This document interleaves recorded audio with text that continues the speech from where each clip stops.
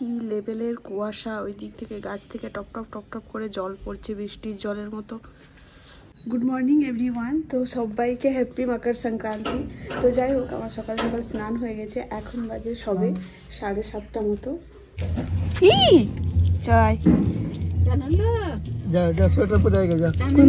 দেখতেই পাইনি, চান করতে যাওয়া হচ্ছে।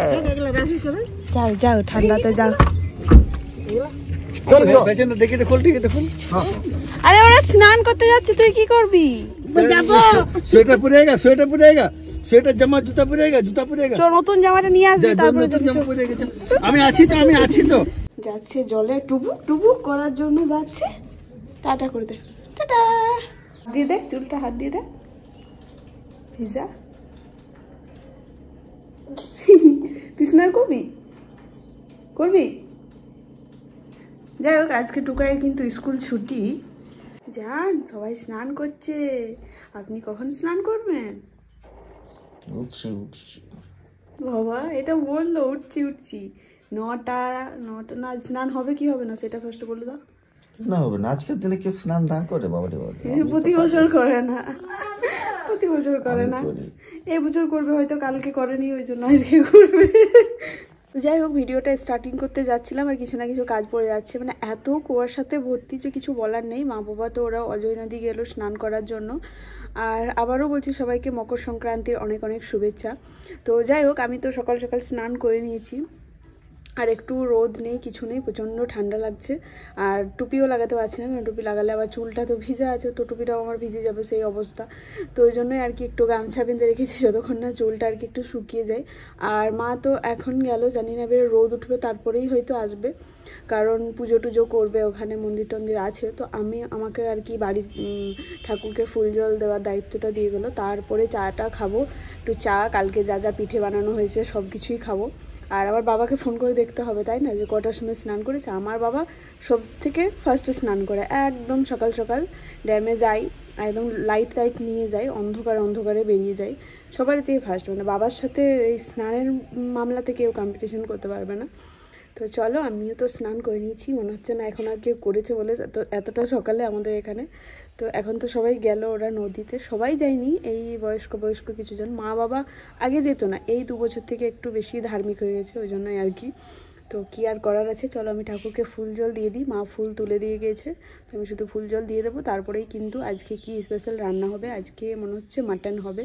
তো সব কিছু তোমাদের সাথে শেয়ার করবো, দেখতে থাকো।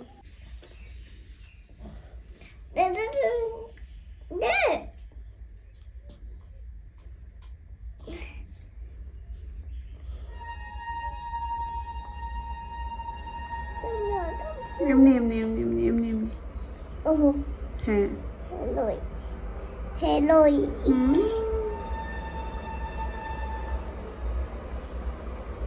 আমার পুজো দেওয়া কিন্তু কমপ্লিট। তো চলো, রান্নাঘরে চলে এসেছি, এখন চা বানাবো। আর বাকি তো আমাদের পিঠে রয়েছেই, পিঠে খাওয়া হবে। আর আমাদের বাড়িতে কিন্তু ওই যে হিসেল পিঠে, শিম পিঠে, যে যেটা বলে, তো সেটা অনেক বছর পরে হয়েছে। দেখি আমি কবে যাই, তো যেদিন যাবো সেদিন আমিও খাবো। আমার ওই পিঠেটা খুবই প্রিয়। আজকে মনে হচ্ছে 8-9 বছর হয়ে গেছে ওই পিঠেটা খেতে পাইনি। একবার এখানেই খেয়েছিলাম, বিশ্বজিতের, সেই দিন পার্কে বিশ্বজিৎ, ওই বিশ্বজিতের মাসি বানিয়েছিল, তখন এনে দিয়েছিল আমাকে। তো অতটা কি আর হবে সেরকমভাবে, মানে ওই মন আত্মা তৃপ্তি করা, মানে একদম সেই মন প্রাণ সব কিছু ভরে দেওয়া, সেটা তো হতে পারে না। এটার জন্য আমাকে আমার বাড়ি যেতে হবে। তো যাবো একদিন, আমার এমনিতেও ওই যে হার্ড কপিটা ফর্ম ফিল আপ করবো, সেটা তো জমা দিতে যেতে হবে। তো তখন যাব, তখন খেয়ে আসবো।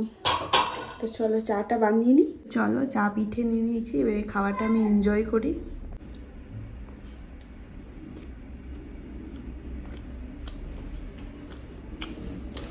দারুণ লাগছে, বাসি পিঠে তো সেই আমি না আগেও বলেছি, এমনি দারুণ লাগে।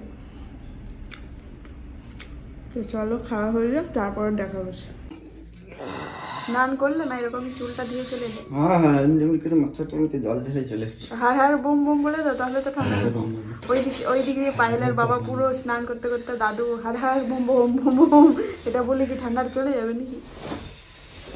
বলতে হয় ও ধ্যানটা যাতে ওদিকে চলে যায়। ধ্যানটা বিরিয়ানি বিরিয়ানি করো তাহলে চলে গেছে। তো মাটনটা চলে এসছে, এখন ঢাকা দিয়ে রেখে দিই। আর মা বাবা কিন্তু এখনো আসেনি, তো একটা কাকু দিয়ে গেল মাটনটা। আমি কি হয়েছে? নাক থেকে জল পড়ছে, ঠান্ডাটাতে বড় মজা লাগছে তাই না? মা চলে এসছে স্নান টান করে, বলছে ঠান্ডা লাগছে। বলছে কি হ্যাঁ ঠান্ডা লাগবে না। তো যাই হোক, এখানে আমি আদা রসুন ছাড়ালাম, আদা রসুন ছাড়িয়েছে, এই পেঁয়াজগুলো কাটবো। তো মাটনে কিন্তু খুব বেশি লাগে না, আর মা বলছে এইটুকুটাতেই নাকি হয়ে যাবে, এটাতেই নাকি হয়ে যাবে। হয়ে যেত নাকি কি জানি। যাই কি হয়েছে বাবা? হ্যাঁ কি পটি পটি করবি? কোথায়?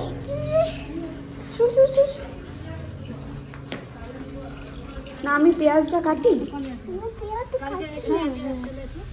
আমি পেঁয়াজটা কাটবো। কি আছে ও ওখানটাতে একটু মতো গোবর এনে দিয়েছে, কারণ সে পিকনিক করেছিলাম, তারপরে ওই যে উনুনটা রয়েছে তো সেটাতে আর কি যে কাজ করতে এসছে, তো সেই আর কি মাটি দিয়ে দেবে একটু ওখানটাতে, ওই জন্য গোবর আনতে বলা হয়েছিল, সেই টুকাই দেখেছে। তো তারপরে বলছে কি চলো দেখবে পটি পটি। আমি বলছি কে পটি করলো? তুই? বলছে না রে আমি পটি করিনি। তারপরে দেখাতে নিয়ে বলছে এই দেখো, ও ওই চমনপ্রাশটাকেও মানে ওইরকমই কিছু একটা ভাবছিল। তো চলো এবারে মাটনটা রান্না করি। আর যতবার আমি মাটন রান্না করি এত তাড়াহুড়োর মধ্যে আমাকে রান্না করতে হয় যে কিছু বলারই নেই। মানে আমার মন ভরে একদম রান্না করতেই পারি না, প্রত্যেকবার ওই তাড়াহুড়ো করে মাটন রান্নাটা বিশেষ করে এরকমটাই হয় আমার সাথে। তো বাবার কোথাও একটা যাবার ছিল ওই জন্য, তারপর একবার এক্ষুনি জাস্ট এন্ট্রি দিল, বলছে এখনও মাটনটা মাঠেই রয়েছে, জলে নামেনি। আমি বলছি এই জাস্ট জলে নামাবো এবারে। তো কিছু একটা আর্জেন্ট কাজ ছিল হয়তো, ওই জন্যই মানে বারবার রান্নাঘরের দিকে একবার করে আসছিলো আর যাচ্ছিলো। তাই ফটাফট করে যতটা মানে জলদি রান্নাটা করা যেতে পারে, যতটা শর্টকাট করে রান্নাটা করা যেতে পারে, তো আমি সেরকমভাবেই চেষ্টা করেছি। তো ফার্স্টে ভাবছিলাম যে মাটনটার সাথে সব কিছু একসাথে মাখিয়ে দিয়ে পরে তারপরে কষে নেবো, তারপরে কীরকমভাবে পেঁয়াজটা আবার দিয়ে ফেললাম। তো যাই হোক, পেঁয়াজটা দেওয়ার পরে আদা রসুনটা ওটার সাথে দিয়েছিলাম, আর পেঁপেটা ভাজলাম না, পেঁপেটা ভাজারও এতটা টাইম নেই আমার কাছে। তো ওটাও আমি কাঁচাই দিয়ে দিলাম মাটনটার মধ্যে, একটু মতো কষিয়ে পরে তারপরে ওটা দিয়ে দিলাম। আর মাটনের যেই মানে তেলটা আছে সেই তেলটা কিন্তু আমি তুলে রেখেছি, ওটা কষানো হয়ে যাবে তারপরে দিব। তো এখানে দিয়ে দিলাম আমি জিরে আর ধনের গুঁড়ো। তো এবারে এটাকে ভালো করে নেড়ে চেড়ে কষিয়ে নেবো যতক্ষণ একটু তেল বেরিয়ে যাচ্ছে। তো দেখো কষানো কিন্তু কমপ্লিট হয়ে গেছে, খুব একটা কষানোর টাইম পেলাম না। তো তেলটাও কিন্তু আমি দিয়ে দিচ্ছি। এবারে এটা কুকারের মধ্যে দিয়ে তারপরে এটাকে এবারে যতগুলো সিটি লাগবে দিয়ে দেবো, 6-7টা মতো তো লাগবেই মনে হচ্ছে, কারণ খুব একটা কষানোতেই তো সেদ্ধ হয়ে যায়, কিন্তু খুব একটা তো টাইম ছিল না। আর জলটা একটু গরম করে নিলাম, তারপরে ওটার মধ্যে গরম মশলা দিয়ে ঢাকনাটা লাগিয়ে দিলাম। তো এখানে আমার মাটন রান্না কমপ্লিট, বাবা অলরেডি খেয়েও চলে গেছে। এটাতে কিন্তু পেঁপে দেওয়া আছে। তো চলো পদ্দুর চলে এসছে, ওকে দিয়ে দিই ফার্স্টে খেতে। মা বাবার খাওয়া হয়ে গেছে, এবারে পদ্দুত চলে এসছে অফিস থেকে। তো এবারে আমরা দুজন খেয়ে নেবো আর কি। পদ্দুত কিন্তু বসে আছে রোদের মধ্যে, ও মানে বাইরে রোদেই খাবে এখন এই শীতকালটাতে, যতদিন না শীতকাল রয়েছে। তো বাড়িটাতে সত্যিতে খুবই ঠান্ডা আমাদের। তো ওকে ভাত দিয়ে দিচ্ছি। আর আজকে কিন্তু সেরকম কিছু তরকারি হয়নি, আজকে হয়েছে শুধু পেঁপে দিয়ে মাটন, আলু মাখা, ডাল, ভাত, ব্যাস এইটুকুখানি। কারণ আমাদের মাটন চিকেন হলে আর কিচ্ছু লাগে না, সেটা হয়তো প্রায় সবারই বাড়িতে এরকমটা হয়ে থাকে। আর আমরা একটা রিল বানাবো বলে ভেবেছি পদ্দুতের ইনস্টাগ্রামের জন্য।